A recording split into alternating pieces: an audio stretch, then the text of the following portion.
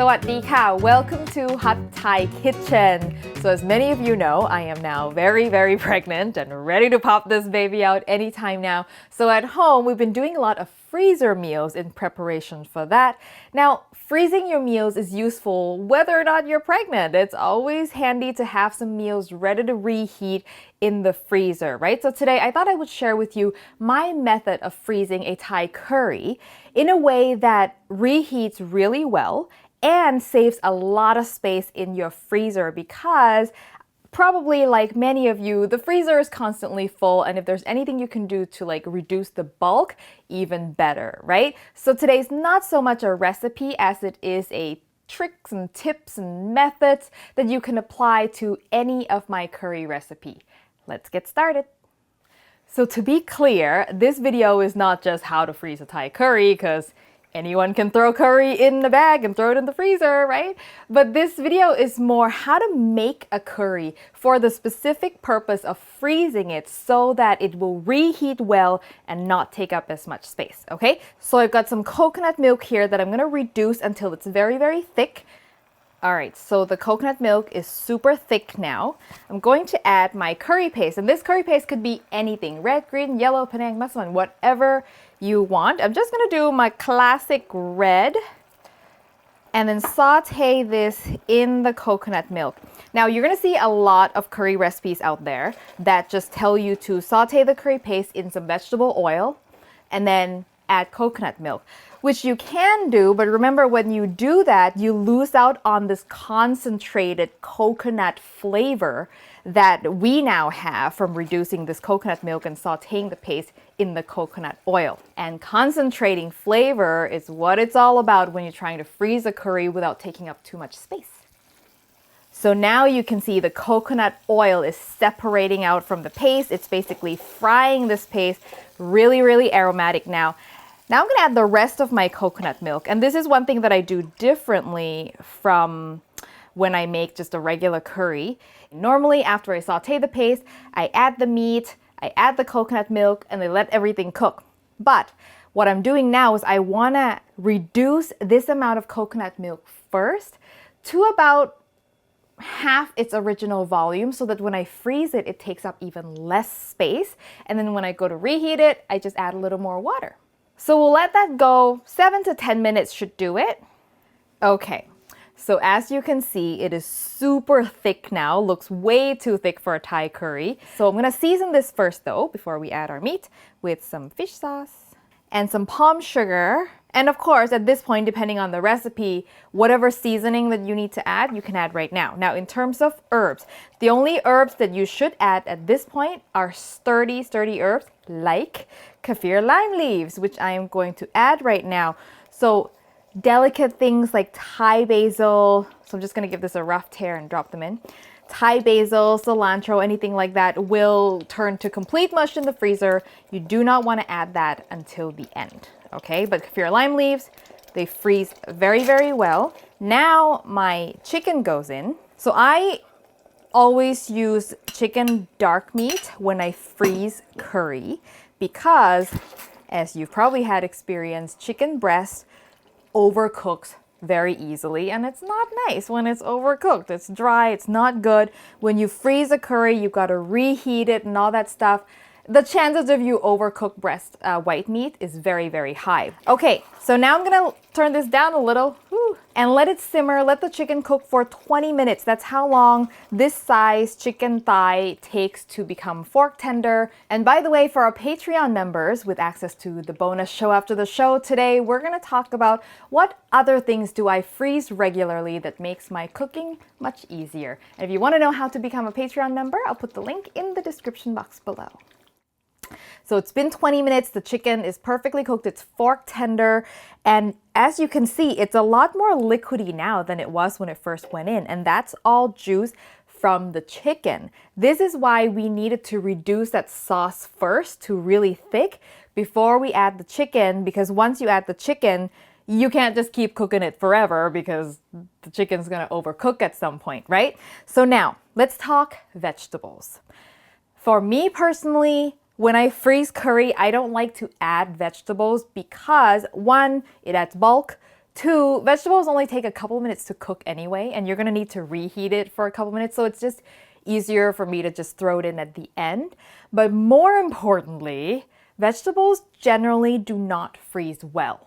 So if you're particular about the vegetables being al dente, firm, not too mushy, freezing is not gonna work for you because when it thaws, it will inevitably be mushy. So that's just my preference, but if you want to make this so that it's just ready to go in the microwave and it's done, you can add vegetables. Let me give you a few advice on choosing vegetables that will thaw better than others. I've got a few examples here for you. So rule of thumb is the more water content the vegetable has, the worse they will thaw. So things like zucchini, cucumber, tomatoes, like cherry tomatoes, those will not freeze well. Okay, you want vegetables that don't have a lot of liquid and then they will thaw better. So I've had success with bell peppers, will come out pretty good. Cauliflower will come out still intact, but it won't be firm. So it'll be completely soft. So just keep that in mind. Broccoli, same thing. It'll come out whole, but it'll be soft. The only thing that freezes incredibly well, like it comes out almost exactly the way it went in, is bamboo shoots, which happen to also be a very popular curry vegetable. So if you want, freezing bamboo shoots is one of the best things you can do. Peas would also work quite well, but basically non-watery vegetable is your rule of thumb. All right, let's now freeze this curry. I like to use freezer bags for this. This is a serving for 4. This recipe that I will give you is a serving for 4, and I like to split it into 2 because there's only 2 people in my family. So the freezer bag, if you are on the streets of Thailand, you see street vendors who always pack food and curry in plastic bags. What you'll do is you flip it out like this. It's a little harder with the zipper top, but that'll do 2 things. That'll keep the mouth open, so it's easier for you to spoon things in. And also it keeps this part clean, so you don't mess that up and now it's all greasy and whatever. So I like to do that for my bags. So I distribute the meat first, so it's easy for me to tell whether they're evenly split up. And don't be alarmed by all this oily stuff on the top. That's just coconut oil that separates, and Thai curries are supposed to look like that. It actually is a desired characteristic for curries to have a layer of coconut oil on top. Good thing also about these freezer bags is you can put the curry in piping hot. It will be totally fine. And then I always like to drop these right away in a bowl of cold water. Yet another benefit of using bags, because now they'll cool really quickly, which is important for food safety. You want food to cool quickly and heat up quickly. You don't want it lingering at lukewarm temperature for too long. And then once it's cool enough, we'll stick it in the freezer. So I've got my curry cooled, I've labeled it, I've noted to myself that this needs diluting so I don't forget and think, why is this thing so spicy and salty? And when you freeze it, make sure you lay it flat on a plate so that it will be as thin as possible. It'll thaw as quickly as possible. So now this goes into the freezer. And then when that's frozen, I'll show you how to reheat it. So here is our curry, nice and frozen, and I'll just show you how quickly this comes together. Obviously, if this is ready to eat for you, you can just nuke it, add a little bit of water, obviously, because this was concentrated, and then you're done. But I want to show you how I do it with some extra finishing touches, okay? So to get this out of the bag easily, I just dip it in hot water here. So a nice dip in the hot bath, and this is just hot tap water. You don't need to boil water or anything. So while that's chilling, or the opposite of chilling, I am going to heat up some water. And this could be chicken stock as well. If you have it, it would be even better. So now the water is boiling. Woo! Look how fast that thawed. And I just need at this point for it to be able to slide out of the bag. I don't need this to completely thaw because obviously we're still going to heat it up in the pot. Just enough so that I can plop it into this pot. Get everything out because this is concentrated curry, so we want every last drop. Okay, so now I'm just gonna let this cook until everything is thawed. I still have this solid block here. So now I'm gonna add my vegetables, which in my case, I'm gonna do some bell peppers just for some nice pops of color. Ooh, slow that down a bit.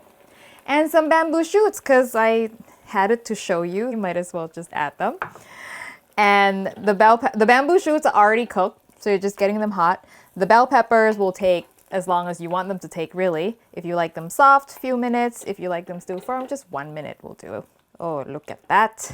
And by the way, if you've seen my curry videos, you know that most of the time, red curry, green curry, yellow curry, it's a lot brothier than you might think it should be, because that's how Thai curries tend to be. So it's not like a super thick, gloopy Indian curry. So Thai curries are more like a soup. So this is perfect consistency right here. It's coming back to a simmer. I'm going to finish it off with any fresh herbs that you like. Thai basil. Woo-hoo.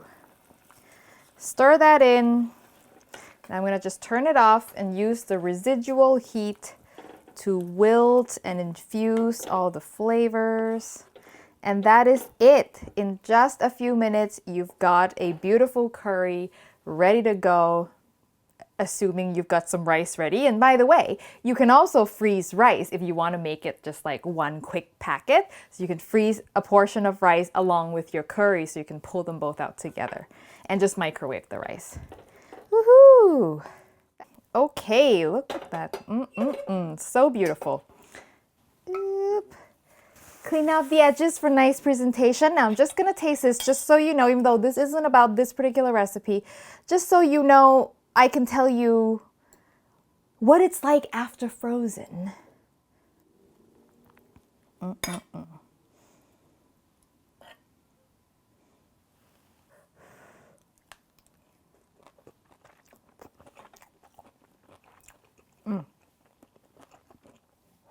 Hot.